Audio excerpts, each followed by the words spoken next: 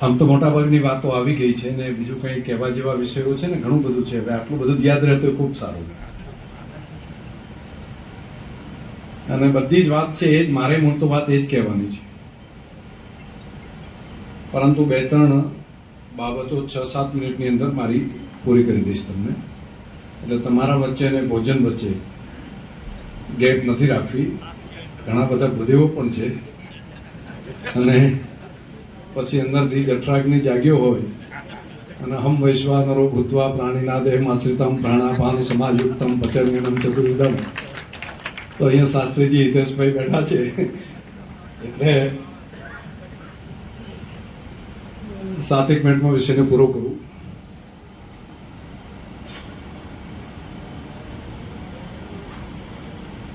મિત્રો,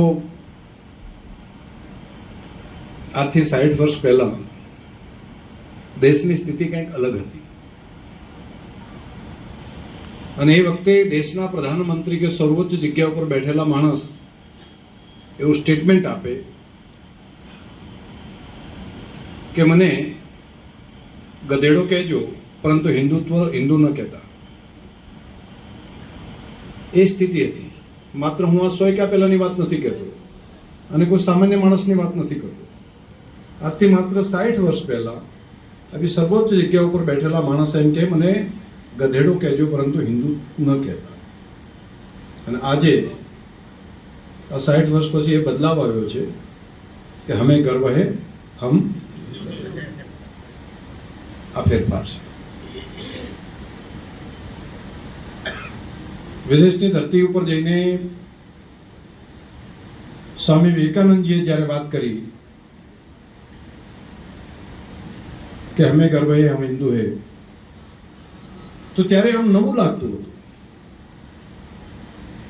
ત્યારે અમને ભારત માતાના એક દૈદીપ્યમાન દર્શન કરાવ્યા હતા કે મને 100 યુવાનો, તેજસ્વી પૂંજ જેવા યુવાનો મળી જાય તો અમારી ભારત માતા પહેલા હતી એવી ફરી પાછી દૈદીપ્યમાન થઈ શકે.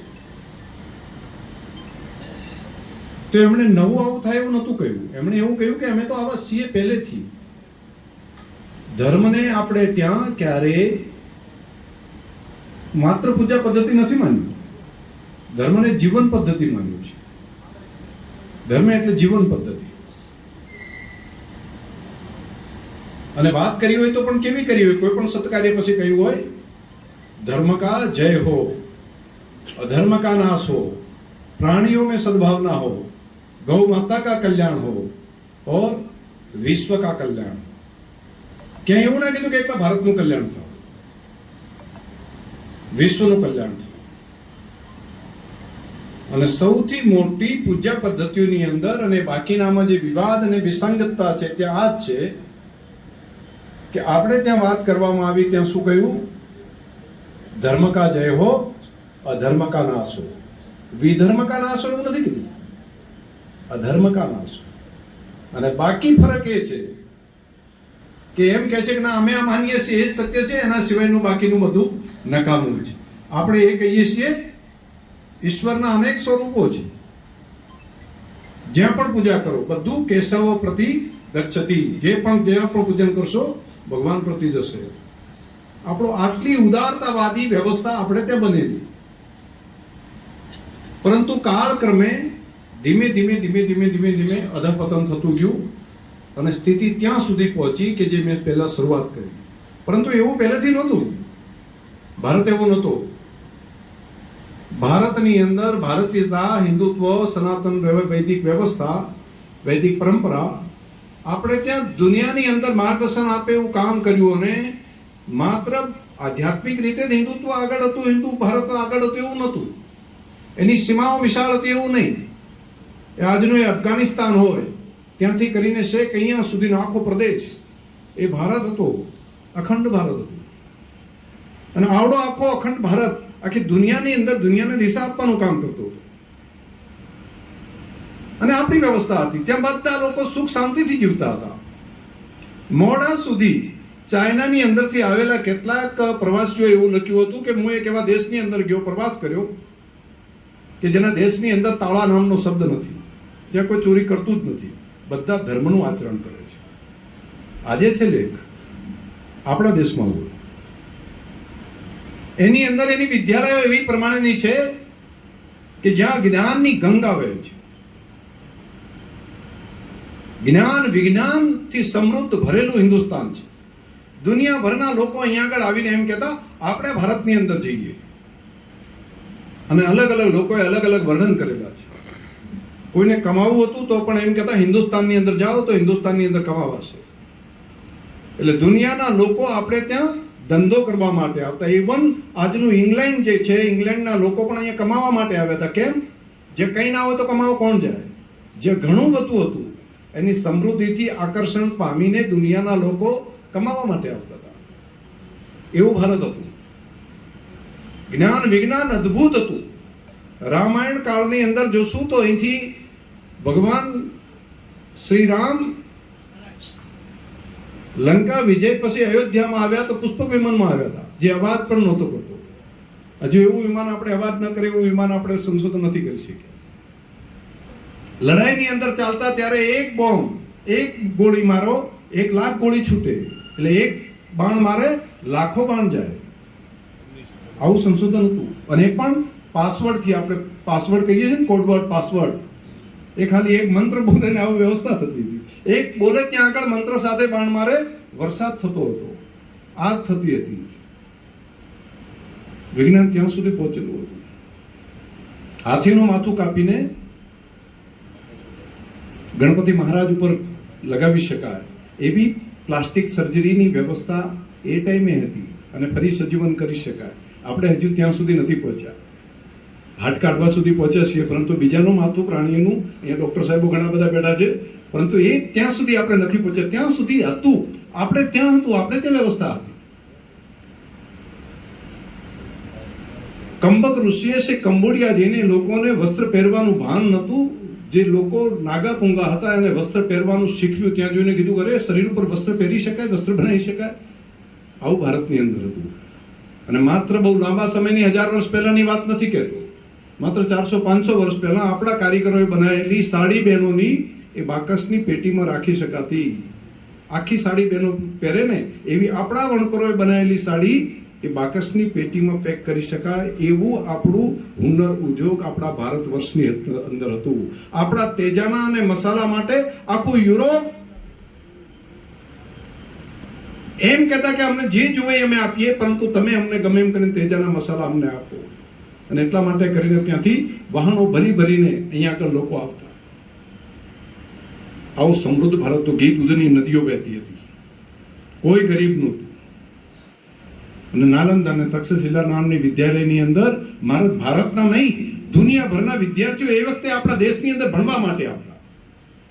જ્ઞાન વિજ્ઞાન પણ એટલા મોટા પ્રમાણની અંદર હતું. આવો આપણો ભારત હતો. પરંતુ એ આખું ભારત ધીમે ધીમે ધીમે ધીમે અધઃપતન થઈ અને ગુલામી સુધી પહોંચ્યું. એ યવનોની ગુલામી હોય, એ અંગ્રેજોની ગુલામી હોય, એ બાકીના બધા એનું કારણ શું? તો આપણે ઐક્ય ભાવ જે હતો એ ભૂલી ગયા. આપણે જ્ઞાતિઓની અંદર વેચાઈ ગયા, આપણે પ્રાંતની અંદર વેચાઈ ગયા.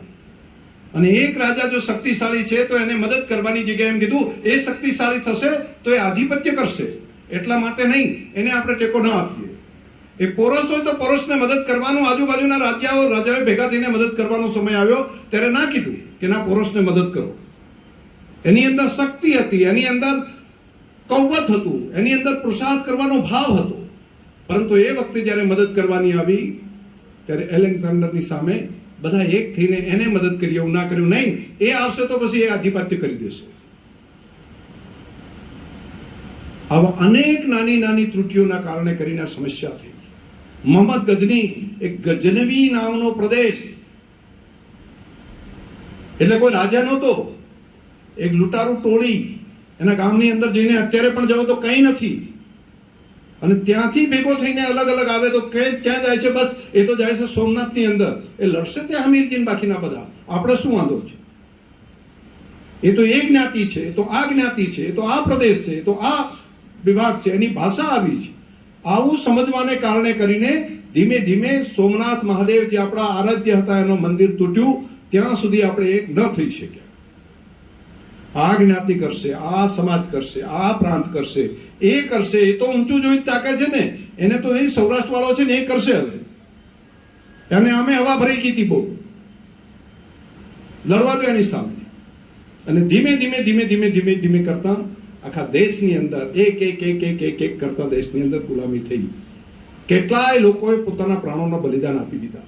જે સુરવીરો હતા, જેની અંદર કૌવત હતું, એ બધા લોકો સમી સાથીએ પહોંચ્યા, લડ્યા, લડી અને ખતમ થઈ ગયા. તે વ્યક્તિ જો બાકીના બધાએ એને તેને ભેગા થઈને ટેકો આપ્યો હોત તો કદાચ ભારત વર્ષ અલગ હોત, પરંતુ એ ન કરી શક્યા.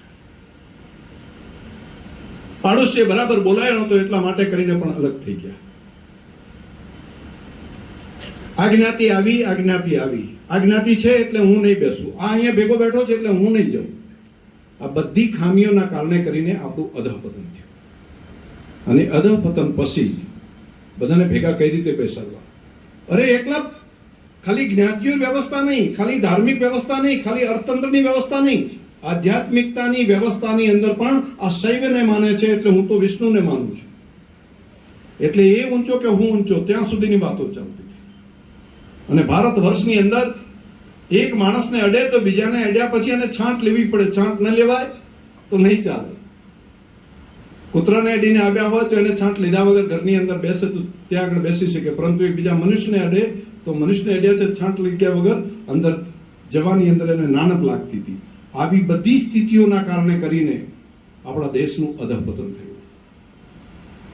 કાશ્મીરની અંદર ત્યાંના પંડિતો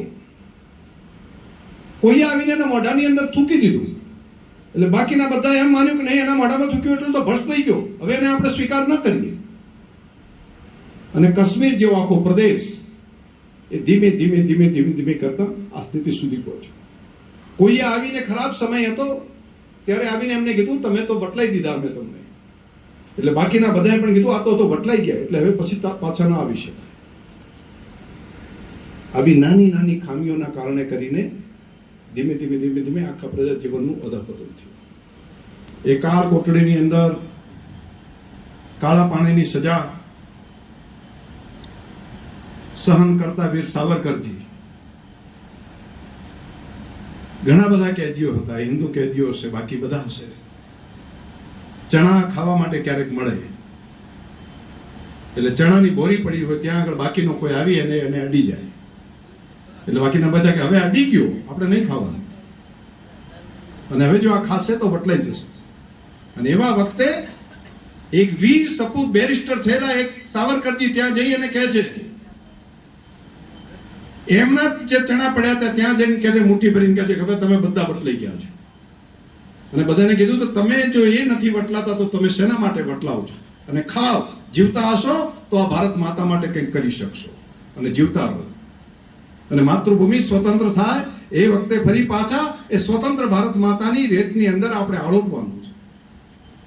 આવા તો અનેક પ્રયત્નો થયા. અને એમાંનો એક પ્રયત્ન એટલે આજથી 60 વર્ષ પહેલા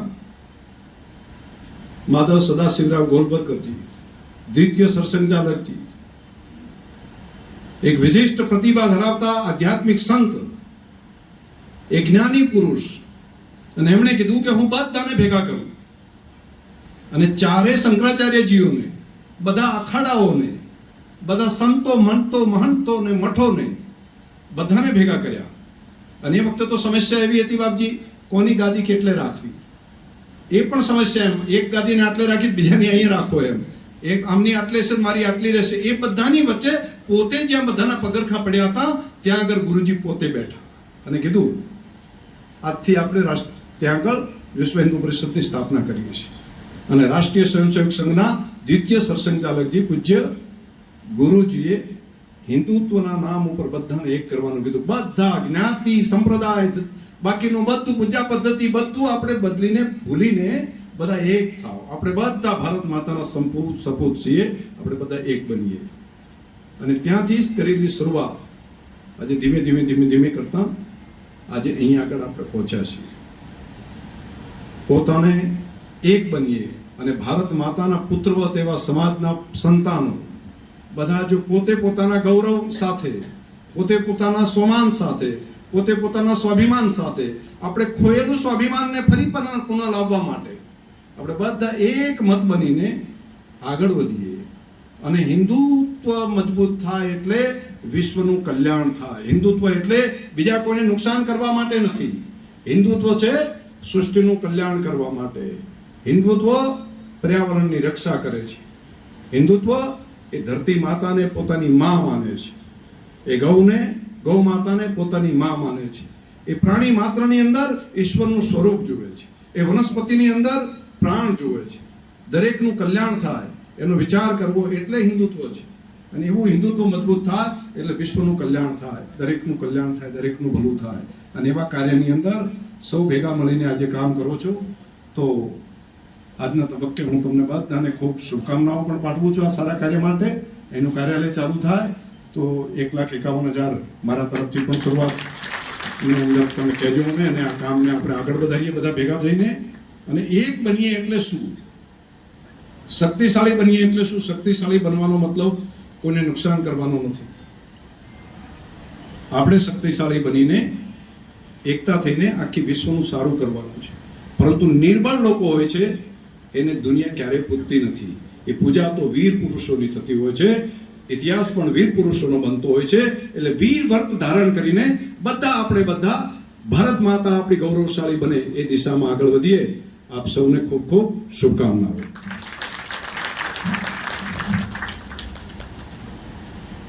આભાર.